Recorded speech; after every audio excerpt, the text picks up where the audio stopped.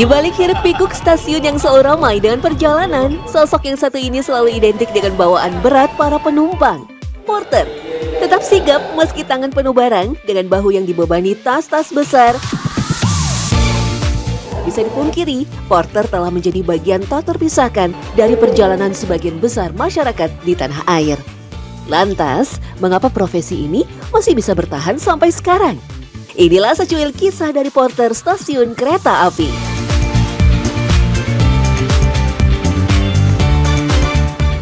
Aku sih penting banget ya, apalagi aku pemakai transportasi umum. Terus tuh biasanya tuh kayak sampai dibantuin itu karena lagi rame-ramenya, bahkan bisa dibantuin sampai ke dalam keretanya. Itu menurut aku aman dan ngebantu aku juga sih kadang yang bawaannya banyak. Menurut aku penting sih, aku juga salah satu pernah pakai jasa porter juga ya. Waktu itu aku pergi sendiri, apalagi buat orang-orang yang pergi sendiri dan bawaannya banyak itu cukup membantu sih. Apalagi dia kan nggak matokin harga seikhlasnya, kita juga ngebantu dia untuk memasukkan dia sehari-hari juga gitu sih Kak.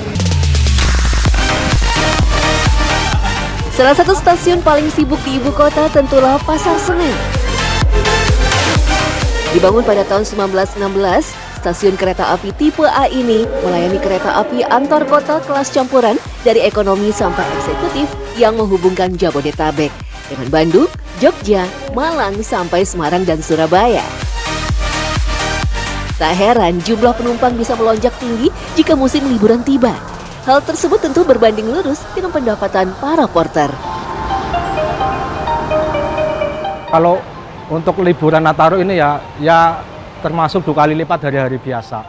Iya, karena di samping itu volume penumpang juga kan naik, tambahan kereta juga banyak. Ya akhirnya mempengaruhi dari pendapatan porter lah, dari hari biasanya. Iya. Dengan jumlah yang mencapai ratusan, porter stasiun Pasar Senen sendiri terbagi dalam 2 shift dengan nomor genap dan ganjil sebagai penanda. Masing-masing shift terbagi pada pukul 7 pagi dan 7 malam atau jatah 12 jam untuk setiap porter.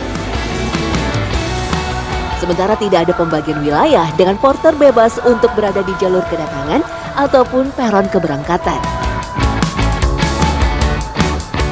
Kalau untuk masalah wilayah itu bebas, yang penting kita bisa memosisikan di mana.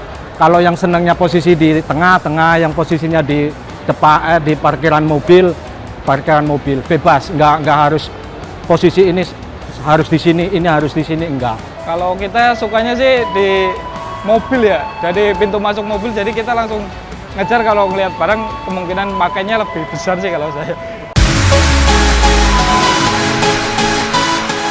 Menjadi seorang porter ternyata tak hanya sebatas pembawa barang semata. Porter yang telah mendapatkan penumpang sesaat setelah sampai di stasiun harus bertanggung jawab sampai penumpang dan barang telah menempati kursi yang telah ditentukan.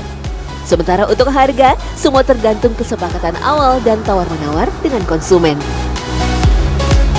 Meski tentu secara hukum pasar, rupiah yang harus dibayarkan biasanya bisa bertambah seiring meningkatnya penumpang. Patokan harga nggak ada, ya setawar-menawar lah. Jadi enak sama enak gitu, nggak ada saling ada yang satunya nggak, pokoknya sama enak lah. Kalau ini nggak dipastiin sih ya ada yang 20, ada yang 25, ada yang 30. Nggak bisa pastiin pukul rata, nggak ada. Enggak, kita nggak ada deal-dealan. Jadi pas tadi aku tanya, berapa Pak gitu, itu seikhlasnya gitu. Dan tadi saya ngasih 30.000 deh. Dengan status mitra layanan stasiun, masing-masing porter ternyata punya komitmen untuk berbagi konsumen pengguna jasa. Jika salah satu porter sudah mendapatkan sewa, biasanya dia tidak akan memaksakan diri untuk kembali menawarkan jasanya jika rekan porter lain belum mendapatkan konsumen. Ya untuk enggak, soalnya udah ada aturannya. Soalnya kalau misalnya udah dapat nih, ya harus gantian yang di belakangnya, nggak bisa harus di double gitu, nggak bisa, harus di belakangnya. Jika barang penumpang dinilai terlalu banyak, porter juga tak segan untuk mengajak porter lain untuk berbagi beban sekaligus rejeki. Maklum saja, dengan keleluasaan bagasi pada kereta, Jumlah barang yang dibawa pun relatif lebih banyak dibanding moda transportasi lain seperti pesawat. Dalam sehari, sedikitnya satu porter bisa mendapatkan sewa minimal 5 kali. Ya tergantung, kalau gitu tergantung rezeki kita sih. Kalau lagi bagus ya bisa nyampe 10, 15. Cuma kalau lagi jelek ya paling 5 kali, ya paling 5 kali 7 kali lah. Kalau lagi biasa doang, lagi sepi. Kalau kita ngambil rata-rata nggak tahu ya, tapi untuk pribadi saya bisa 3, 4, 5 lah. Iya, ya 5 bisa lah, 5. Jika ditelisik lebih jauh, stasiun Pasar Senen sendiri memang terbilang susah untuk seorang penumpang yang membawa 2 atau lebih koper ukuran besar. Pasalnya, lorong-lorong dan tangga yang relatif sempit menuju salah satu jalur membuat penumpang nyaris harus menyewa seorang porter sebagai pembawa barang. Hal itu belum ditambah dengan jarak yang relatif jauh dari ruang tunggu sampai ke peron yang dituju. Wajar saja dengan total 6 lajur kereta, Pasar Senen memang menjadi stasiun antar kota paling sibuk di Indonesia. Total ada 3,5 juta penumpang pada periode Januari sampai Oktober 2024 atau 1 juga lebih banyak dari stasiun Gambir. Karena itulah, meski jalan menuju kereta terkadang menyulitkan, para penumpang sepertinya tak keberatan selama ada porter yang cekatan siap menawarkan bantuan.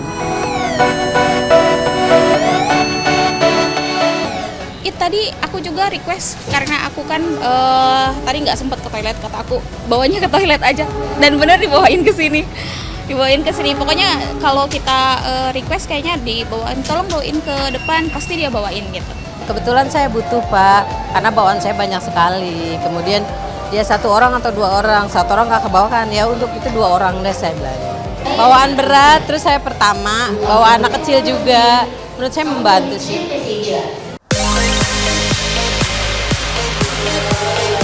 Dengan pengalaman rata-rata di atas 5 tahun bekerja sebagai porter, sebagian besar pembawa barang penumpang ini mengaku banyak perubahan besar dalam dinamika dunia porter. Jika dulu porter sangat tak terkoordinir, bahkan berlari menaiki kereta ketika masih melaju, kini semua telah berubah. Porter lebih mengutamakan keamanan dan terlihat rapi dengan identitas yang jelas. Meski tak ada standar peraturan yang jelas dari KAI, para porter berinisiatif untuk membangun komunitas bersama, memilih ketua, sekaligus membina porter baru. Semua ini menciptakan lingkungan kerja yang lebih sehat dan tentunya lebih nyaman. Buat saya bertahan sih kayaknya ya suasananya selalu beda sih, nggak monoton aja, nyaman juga sih. Makanya sampai 7 tahun. Syukur alhamdulillah ya, termasuk ya cukup lah. Dalam arti kita kan udah kerja di samping pendidikannya juga kurang ya. Ya untuk kerja di stasiun ya alhamdulillah lah. Jika kita menarik garis waktu ke masa lalu, sejarah porter dapat ditelusuri kembali ke zaman kuno ataupun dari berbagai budaya. Peran porter sebagai pembawa barang berat dapat ditemukan di berbagai pusat perdagangan ataupun transportasi. Porter diyakini diambil dari istilah Latin yakni porta yang berarti pintu ataupun barang. Asalnya, mereka inilah yang membawa barang melalui pintu ataupun gerbang-gerbang kota. Pada abad ke-19, seiring munculnya revolusi industri, peran porter menjadi semakin penting. Di pusat-pusat industri dan dermaga, mereka membantu memindahkan bahan produksi, batu bara, dan yang lainnya. Berkembangnya moda transportasi seperti kereta sampai pesawat juga semakin melibatkan porter dalam hubungannya dengan membawa barang.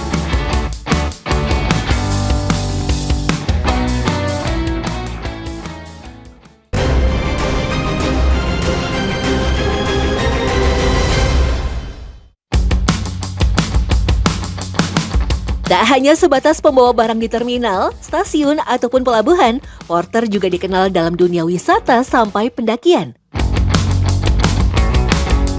Beberapa gunung di Indonesia juga diramaikan oleh porter yang semakin memudahkan para pendaki. Rinjani contohnya, salah satu gunung terindah di Indonesia ini telah lama menghadirkan porter sebagai pelengkap dari penyedia jasa hiking. Selain membawa barang, porter Rinjani juga bertugas mendirikan tenda, memasak di tempat camping ataupun pos, sampai menjadi petugas penyelamat pertama ketika terjadi musibah. Bahkan jasa porter gunung terbilang paling mahal di antara porter yang lain karena tantangan dan resiko yang lebih besar. Maka jangan heran, jasa guide sekaligus porter di gunung tertinggi di dunia yaitu Everest bisa mencapai paling sedikit 75 juta rupiah.